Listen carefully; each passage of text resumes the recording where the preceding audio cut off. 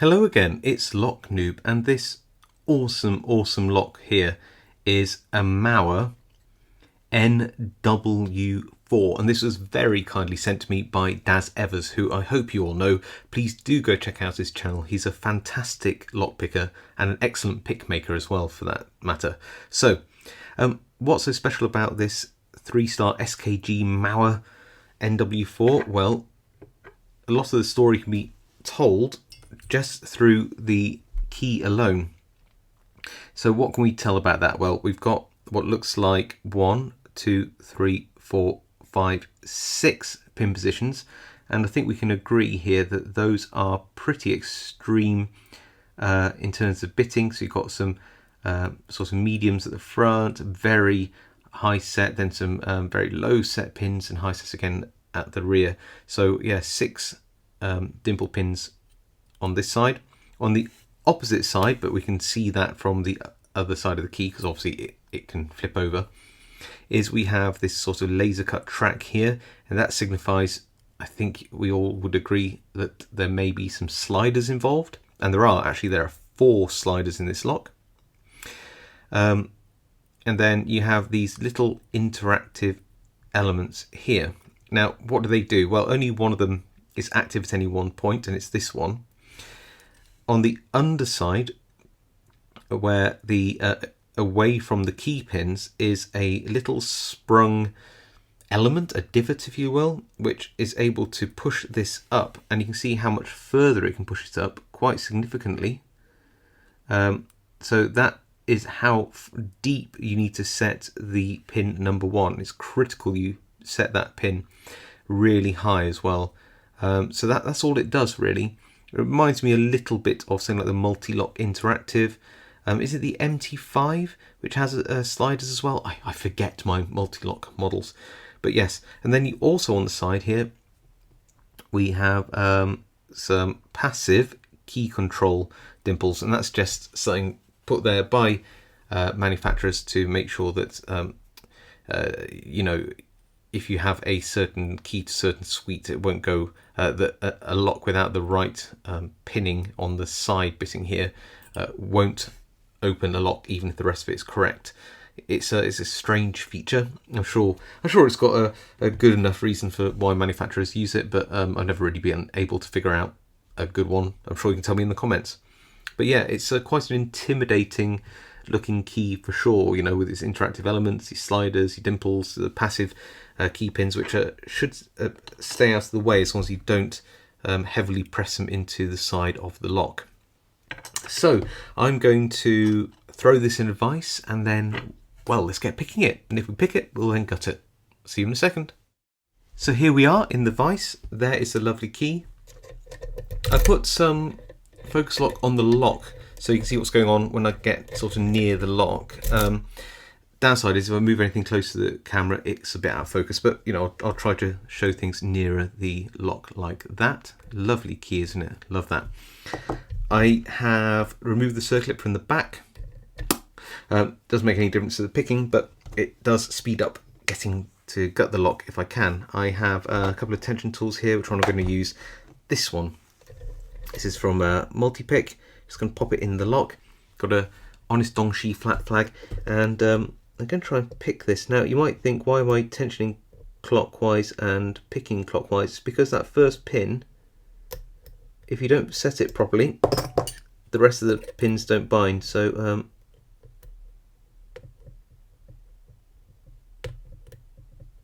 there we go. Now I should find, if I'm lucky, that I might be able to coax a pin or two to, oh, pin 1's popped up again. It always does that. I think that's enough. Let me just get into that curve flag again, because there we go. Really is so important to get that pin set. Whenever it binds, get it set, you know, properly. That's pin 4. Pin 5 into a bit of a false set, okay. Pin 2, no click. Pin 3, nothing. Pin 4, nothing. Pin 5, little counter rotation there.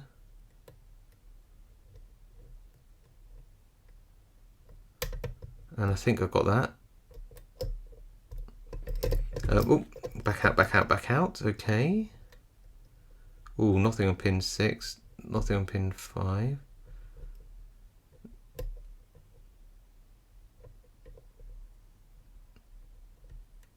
I think 4 is set on. I think that's genuine oversetting counter rotation. That one. I don't think that's a pin that needs to be set. So let's just check through. 1, 2. On to 3. Come on. 3, 3, 3. 3. Good. 4. Maybe.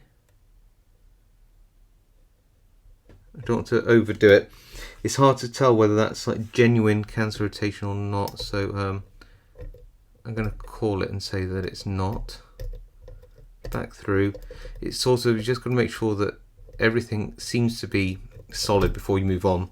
I think 1, 2,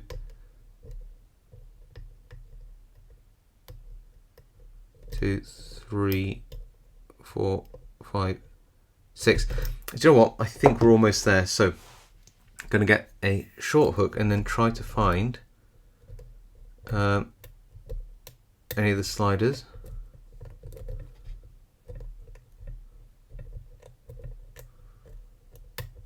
That's 1.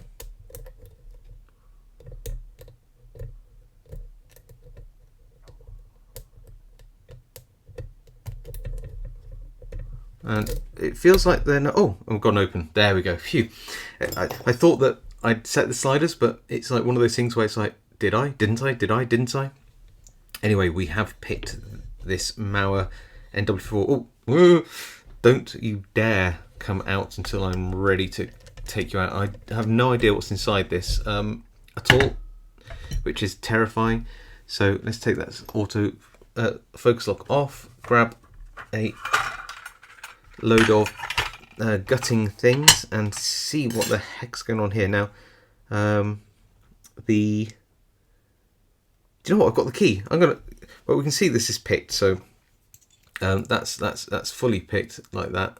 You can see, so we can see it's definitely picked. So I'm actually going to lock it back up and then use the key to gut this, which I think is probably a wise decision, considering I don't know what's going on inside. And I've got some shims, which is even wiser. Now, if I turn it which way? This way, the pins will be here.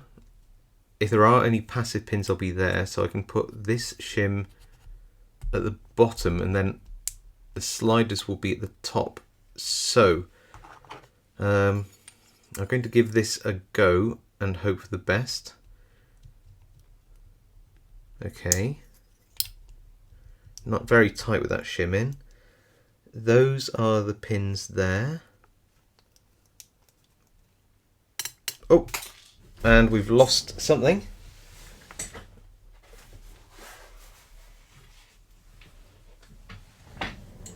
I'll have to find that in later. I think it's just really tight with that. Where are the sliders? Sliders are somewhere. I have to just go for it, aren't I? There we go. Oh, that's tight. Okay, but we got it out. I will find that other pin in a minute for you. So that's pin 1 is somewhere. Pin 2. Pin 3. Come on. Pin 4. Pin 5. Oh, that's pin 6. Pin 5, pin 6.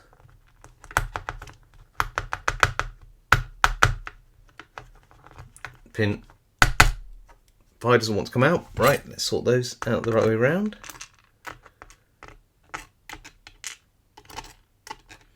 We'll find pin 1 in a minute. That's the bitting. Okay, what else have we got here? So it looks like we've got some passive side pins. I don't know if I can get those out. Maybe.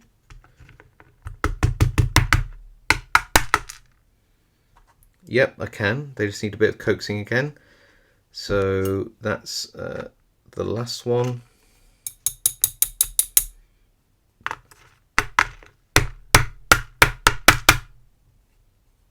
That's the third one. That's the second one.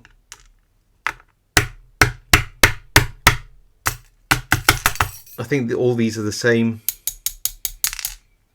size, so it doesn't really matter how they come out. There we go. So that they're passive. So these are key control. If you put a key in which doesn't have the right side bitting, can you see it through the? Yep. So if you look down here, you can see that that's the side bitting. And if you don't have the correct side bitting, then what will happen is that these pins will stick out into the side of the lock and stop it from turning. So it's just a key control thing. It's all they're passive pins, right? I've got no idea how the sliders are going to come out, so I'm just going to put my finger there and then see what's going on here. Okay, so the sliders do come out like this. Okay, so how am I going to do this? So those are the passive side pins. Let's try, that's one slider then. One.